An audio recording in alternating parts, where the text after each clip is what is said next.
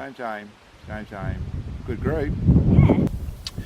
Okay, today we're out doing another little testing with this 243. Now it's part of the ongoing testing and development with our new piece for our bipod system up the front there. For a quick recap, that's Atlas legs that have been fitted to this piece that I've made, which is the top and bottom shell that clamps on here on the front of a rail to give basically a good rotation system there. Nice action, high legs, high centre of gravity, nice fold away, all those bits and pieces. When we did a video originally of that, I noticed that something I knew about this rifle, the way it was set up. It was set up with quite a decent, effective little muzzle brake. This is just a little hinterland shooting supply muzzle brake, which works quite well, quite nice in the way of a hunting brake.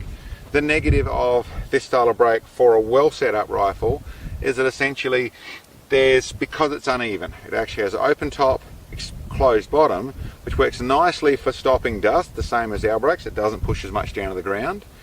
The little negative it has, and if you look at the video I'll show you here, you can see that the muzzle immediately pushes down. It actually pushes down, then comes back and then bounces forward. It's only a little action, and to the naked eye it's not really obvious, but you slow it down as I've done here and you can actually see that down and back. So what I'd done at that stage was decided, okay, I've been thinking about doing it, I should get around and do it. I pulled my barrel rifle apart and I threaded the muzzle brake to fit. So I put a thread on the front here to fit one of my muzzle brakes. These are the muzzle brakes that I'm building. Cerakoted, nice and flat, and nice and even. Then I took it out and shot it again. You notice that the actual basic action of it was really nice, straight back, but then there's a definite, it comes back and it lifts up at the end of the cycle. At the end of the power stroke, for want of a better word, it lifts up a little bit and then comes forward. Now because it's coming straight back to start off with, it really isn't going to have a lot of inaccuracy out of that. And in all fairness, even with the other system where it was pushing down, this was still an extremely accurate rifle. A little bit more about how you shaped up to it and how you pushed on it and that sort of stuff, so it's a little bit more where you could do the wrong thing because it is having that sudden movement right at the beginning of the actual, when the bullet's leaving, but still was very accurate. With it coming straight back, it's going to be more accurate, and my decision was to actually have a look. Why was that coming up? So having a look at everything's nice and straight, what's going on? There's only one feature I could see that could potentially cause that. And that came down to essentially the nature of this rear stock and the fact that the way it was built here meant that if you pushed hard on the top of this, you could actually concertina this a little bit forward. And that would mean that as the rifle came right back, there's a chance of it actually lifting up and actually as it pushes against my shoulder, because it could actually collapse this piece here. So what I did, just as a test, and that's what the video and that's what we're proving today, was that just by making that straight push line actually a solid thing, I just simply machined up a piece of aluminium to go inside here.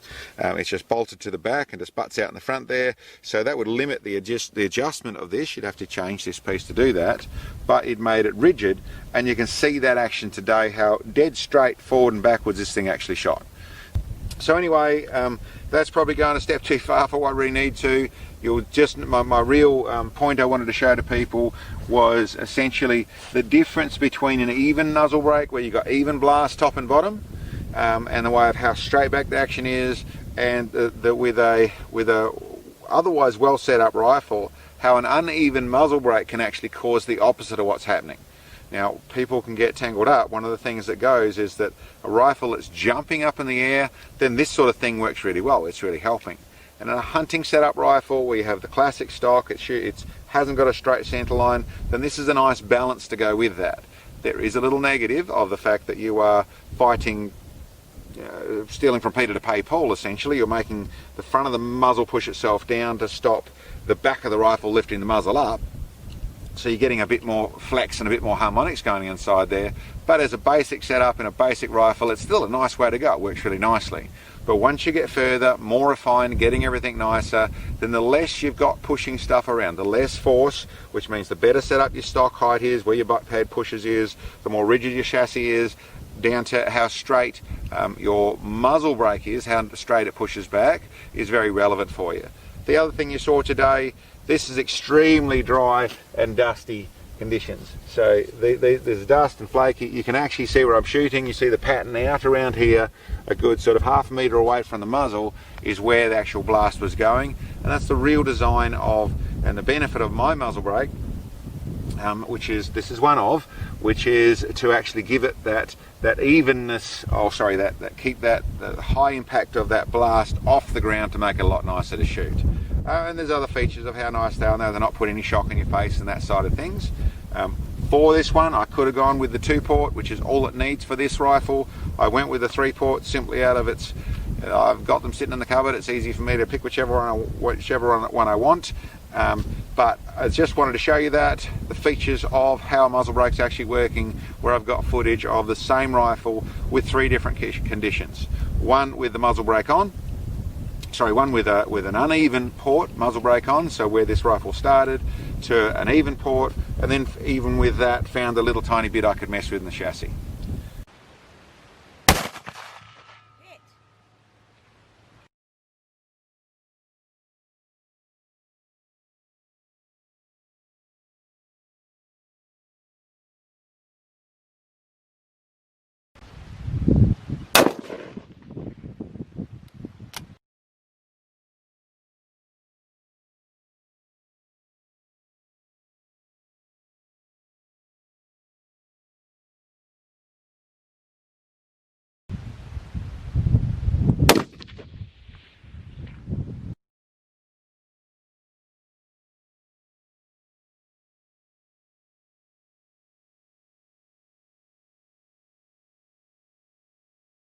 Anyway, thanks for checking us out, guys. I hope that's of some information for you, and we'll catch you next time.